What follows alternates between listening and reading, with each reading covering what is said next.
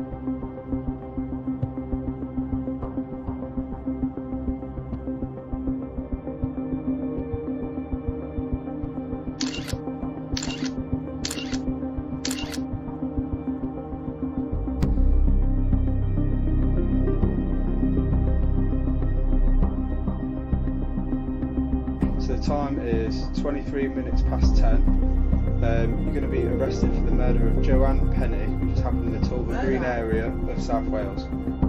At this moment in time, you're under arrest for murder, okay? Does that make sense? I didn't do anything. I didn't do anything. Listen to what Please, I've got to tell you. anything. Listen.